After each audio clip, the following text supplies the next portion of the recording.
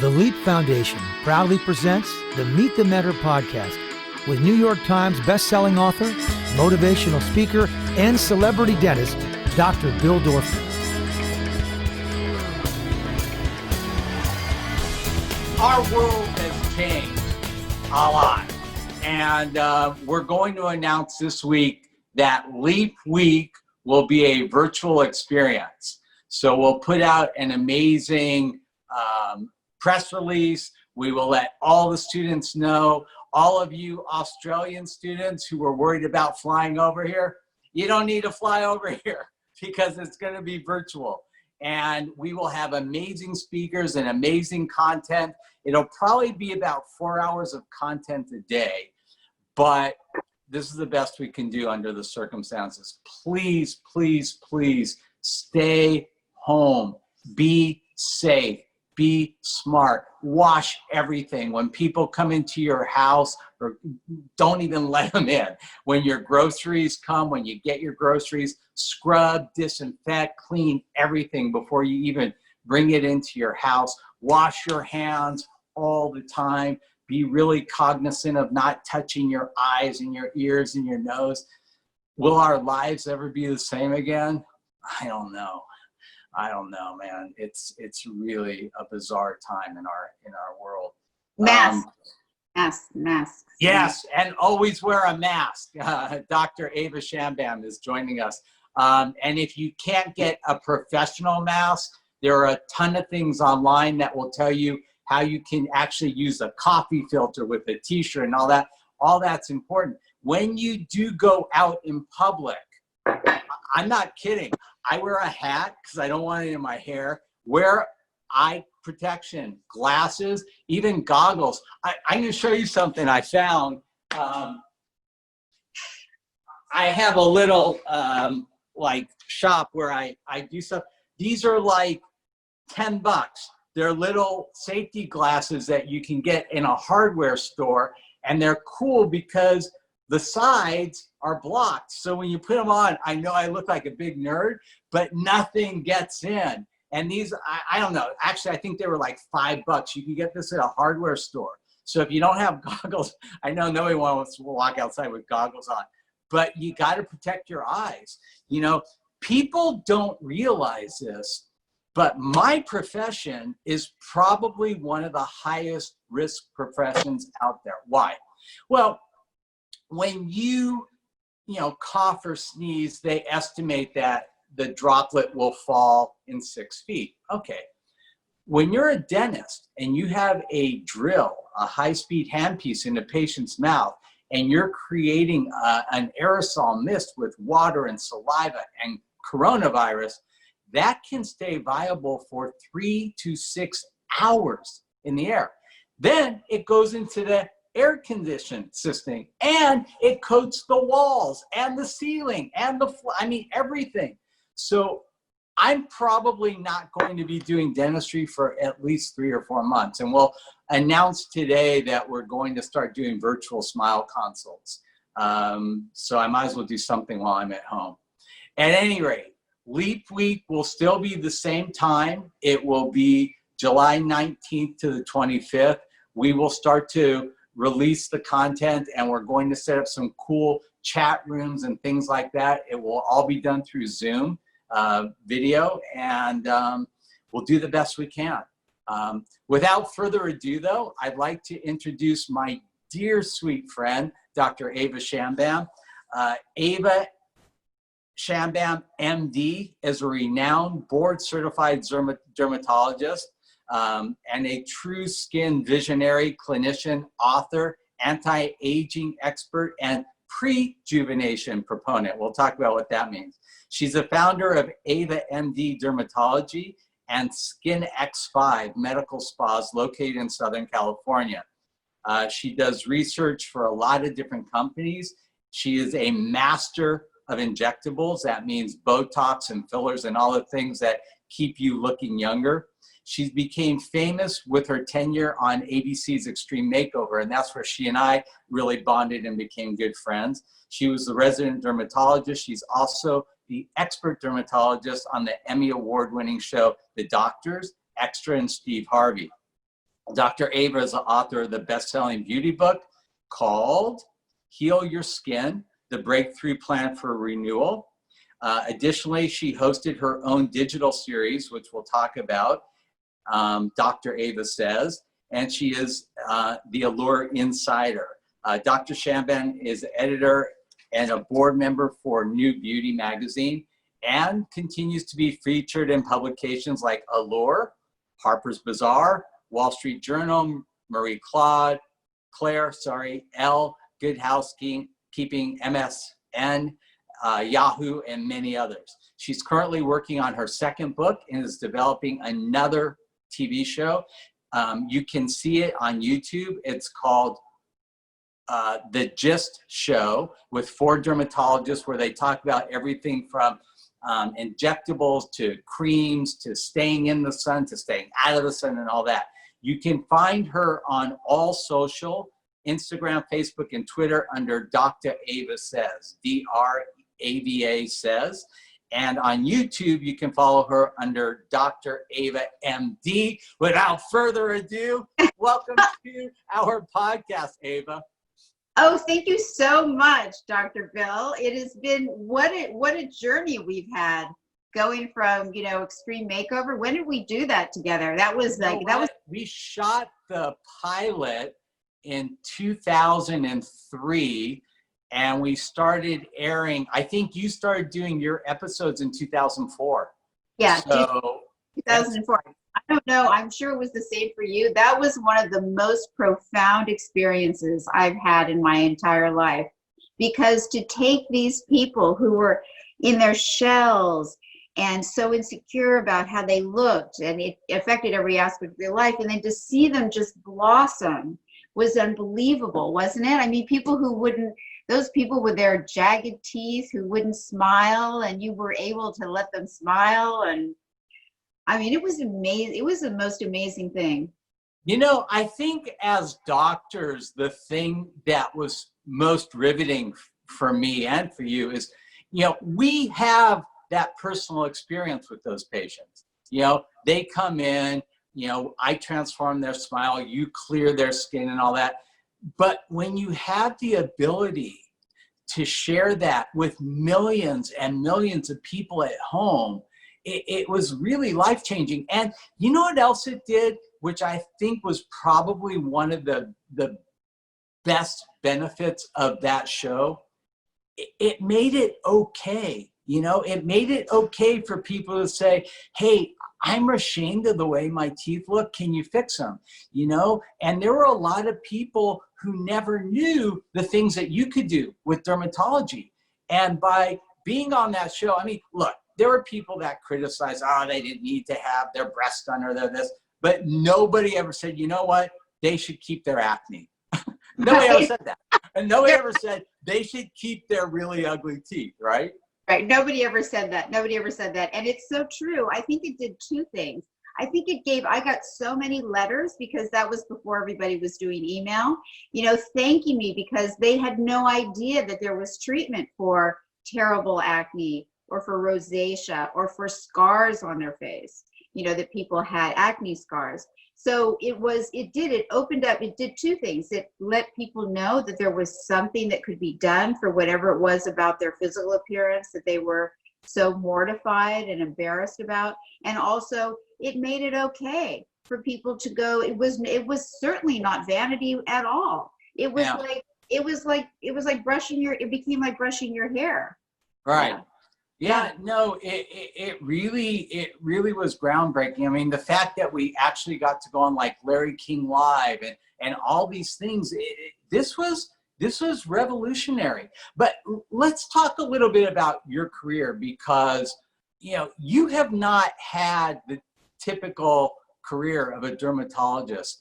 Why don't you share a little bit, with our listeners, some of the things that you've done that have really taken your career to a whole new level, because you've become literally one of the most visible and famous dermatologists, not only in this country, in the world, but that doesn't happen by accident, I mean, I know. So can you kind of talk a little bit about how you started your career and how you got to where you are today?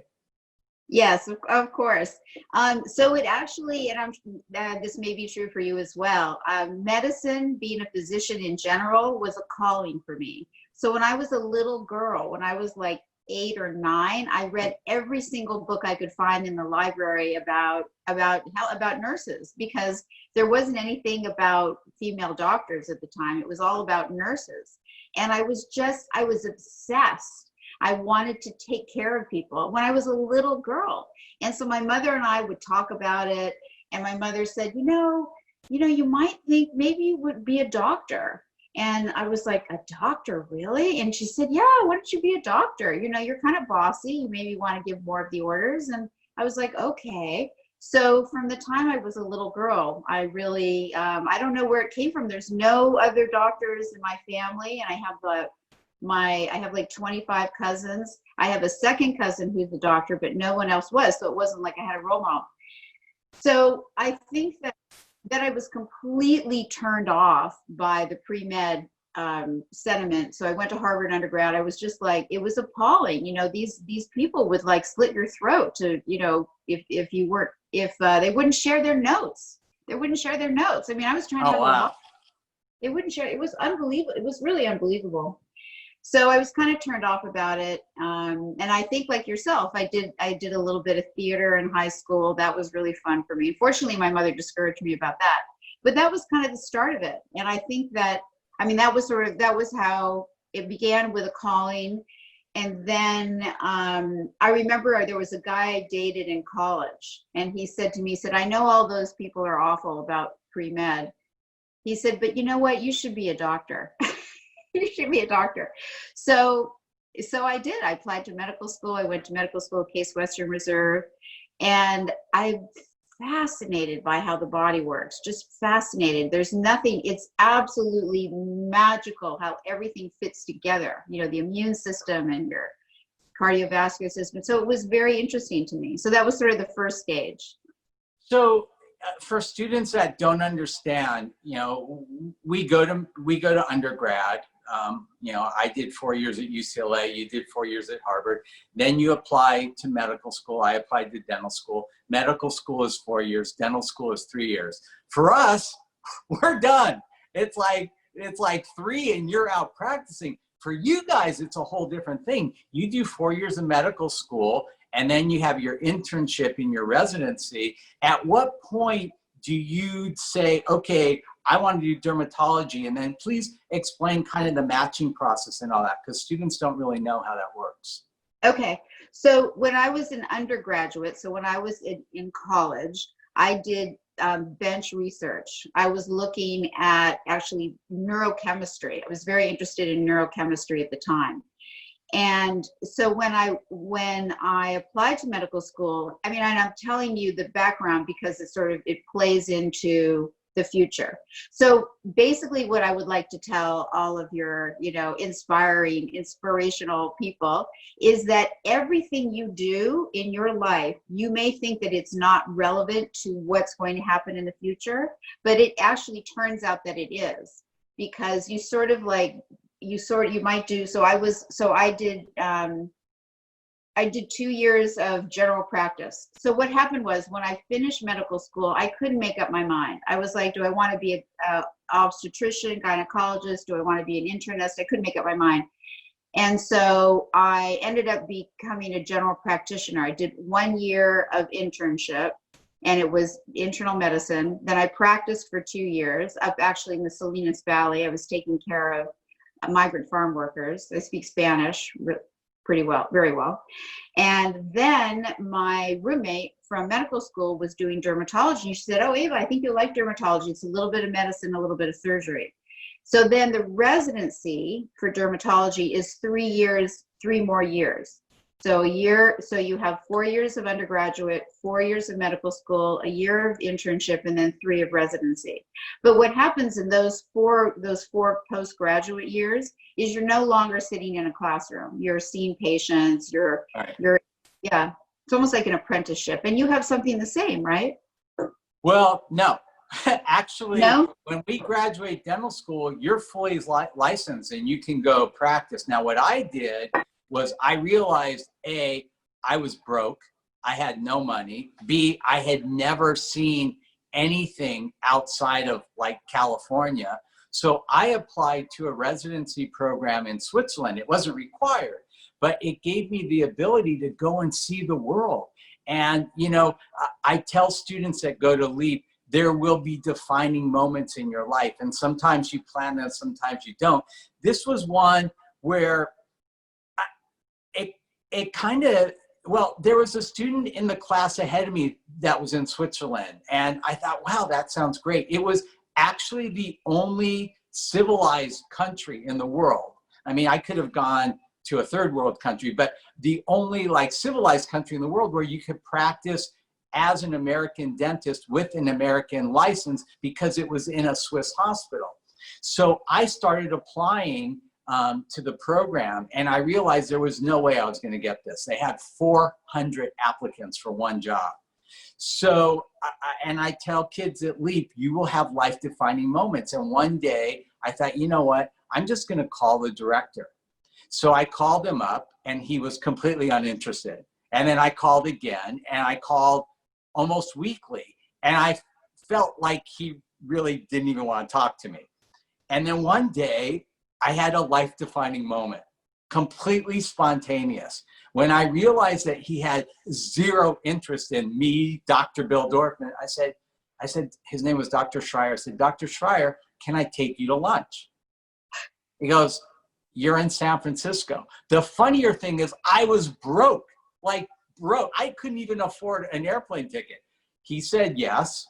I borrowed money and I flew there, and he hired me. Because I was the only one out of 400. And I know, Ava, that there were things, and we're going to talk about now, that you did in your career that really set you apart. When I started practicing in Beverly Hills, the last thing they needed was another cosmetic dentist, just like the last thing they needed was another, you know, cosmetic dermatologist. But what I did, and one of the things that we really stress at LEAP is, you know, find mentors. I found the 5 most successful practices in Beverly Hills. I called them up. I was like this little nobody, you know, dentist who just came home from Switzerland. And I went and I shadowed. And I sat in their offices and I absorbed everything they did like a sponge. And then I went and put it all in one practice. And my goal was just to make it better, that much better. So I know that when you finish and you decided that you were going to set up your office, you have one in Beverly Hills, you have one in Santa Monica. What was it that you did that really differentiated? Because your dermatology practice is unlike any other I've ever seen. Well, thank you. Thank you. In a great way. In a great way. Yes, I mean, I try to be very, I like innovation. I like innovation. I like to be forward thinking. And I think, so I'm going to tell you a couple stories. Actually, a lot of it is relevant to the Extreme Makeover experience. So what happened with Extreme Makeover was, because you were on the show before, they did not have a dermatologist. And then Dr. Harvey Zaram, the plastic surgeon, he had a patient who had terrible acne, and she had brown spots, some post-inflammatory hyperpigmentation. So he called me and he said, yeah, he was Southern, remember? It's like, Dr. Ava, I've got this patient here for this television show, and I think you should take care of her. And I said, okay. So then the producer called me, Chuck, and he said, you know, we want to come over and do like a little, you know, we want to do a little screen, I mean, have you talk to her? And I said, well, before you film me, can I just meet her so I can figure out what I'm going to do? And he said, sure. So she came over. I went to the gym. I came back, no makeup, wet hair. And they were there with like one of those huge cameras that we had in those days. And the director, and I was like, okay. So I said to my staff, I said, you know, can I have like somebody lend me some earrings? I'll put a little mascara on. You know, it's basically the, you know, no makeup. And so, which was fine. And so then I talked to the patient, they filmed it, and then he directed me. He's like, okay, well, you know, do it again this way. And so what happened was, because of that screen test that was completely out of the blue, then I became part of the show. But to stay on the show and not have, because as you pointed out, there are so many dermatologists in Beverly Hills, I had to be entertaining. I had to give out information, and I had to do a miracle, because as you did too, because you had to figure out, we didn't have, like, for dermatology, you say, oh, we've got 6 months a year. We had 2 to 4 to 6 weeks. So they were like, Shamban, we need to have this patient ready in, because I had to wait for the surgeons to release the patient. So I had to get really creative, and I layered treatments, I added creams to reduce inflammation. And then I would think about, okay, well, what's visually interesting, and what's the soundbite? So some of the sound bites were, you may feel like a desperate housewife, you don't have to look like one. Botox if Botox were lethal, half of Beverly Hills would be dead. So what that experience pulled in for me was and so I really like the Malcolm Gladwell 10,000 hours. So if any of you kids think that you can just start doing this without really working hard, it really does take 10,000 hours. So by the time I did the show, I'd had 10,000 hours of practice, because I'd worked for other people before I purchased the practice that I currently own. I had experience, as I said, from all these. I had experience from theater. I'm a huge reader. I have read enormous amounts, and so I was able to express myself well. So all of these factors, the hard work, factored in. And building the practice after that, I had to expand, because we were ABC prime time. That was 9 o'clock Thursday nights, Tuesday nights. It was like 10 million people. 10, 12 million people. No, we had numbers that they don't even get anymore. And it's funny, because as you're talking about this, I'm remembering I developed ways to practice dentistry that had never been done before. And we didn't talk about this, but think about this. A patient comes in, and I'm going to put 10 upper veneers on. Well, how can they hold a mirror in their mouth, smile, and tell you how excited they are when their whole face is numb and doesn't move? So I had to develop a way to anesthetize my patients where I numbed the teeth, but not the face. And so instead of giving the regular injections like we did up in the buccal vestibule here, what we did is we anesthetized them from the palate. So we numbed the palate, and I was able to block the innervation on the nerves. And that way, when they would smile, they didn't look numb or funky or whatever. But, and the other thing too is, that was crazy, is this was the first time on primetime TV that dermatology, dentistry was featured in a really positive, inspiring light. So like our phones rang off the hook. We saw hundreds of consults a week, and that would differentiate your practice. But there's something else. From the second you walk in to your practice, it feels different. And some of the things you practice like a concierge in a hotel, the way that your team treats people, the whole ambiance, it's a beautiful, environment with soft music and nice scents in the room and all that. Those things all differentiate your practice as well. Yeah, well, I'm all about healing. I think that everything that you do, that I do, it's healing. It's healing, literally, where you're taking care of the teeth, I'm improving the quality of the skin, whether it's active acne, acne scars, lines and wrinkles, even actually we do Botox for TMJ, all kinds of treatments. But the spiritual, or the healers that as dentists, as doctors are, it's I try to create that environment so it's not scary. And I'm sure and I know you have the same. It shouldn't be scary. It should be comforting when you go to an office, because the healing process should start when you come in the door. And so that's something, I guess, I don't know if it was part of the calling, but it was just something that I knew that I wanted to do, that I wanted to have that atmosphere. You know what? And I think that, and please, don't take this the wrong way, but I think the fact that you are a nurturing woman comes across as a very comforting thing.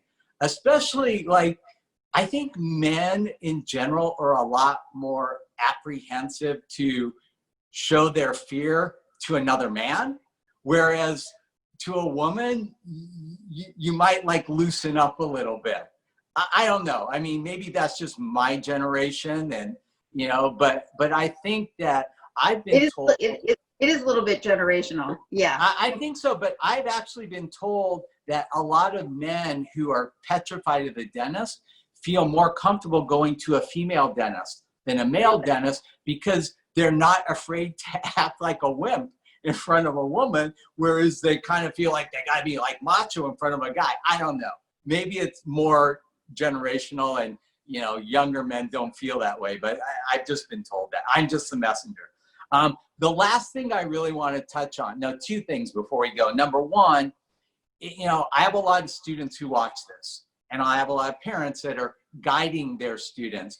If you are a student or a parent who wants to help give your young student advice as to like, how do you become a successful dermatologist, give us a few things that you think were really critical in paving the road for your success. So I think any road to success, and this is like, it's such a wonderful American story, which is that in general, it doesn't matter where you're born, how much money you have, who your parents are, which is so true in this country. None of that means anything. It's all related to how much work you're willing to put in, and how much work, and also being able to know when to break the rules and when to follow the rules. So when I say break the rules, you have to be creative, you know, so it's creativity, it's hard work. And so what I recommend to students is that they, first of all, listen to themselves and find out truly what is it they're really interested in doing. Because if people are telling you should be a dermatologist and it's not really your thing, it's not going to work. So listen to your heart about whether it's true. And then it's just a lot of study, but it's fascinating study, you know, and it's learning about the body. And so that's how you go through college so that your grades are good enough to get into medical school. And then before you do dermatology, you just want to make sure that you want to learn everything about the most fabulous organ that we have. The organ that shows us how beautiful we are, the organ that holds all our organs in, and the organ that serves as the Great Wall of China. It doesn't let any bugs, no viruses, no bacteria, nothing in. So, you know, so yeah, hard work, creativity, and listen to your heart.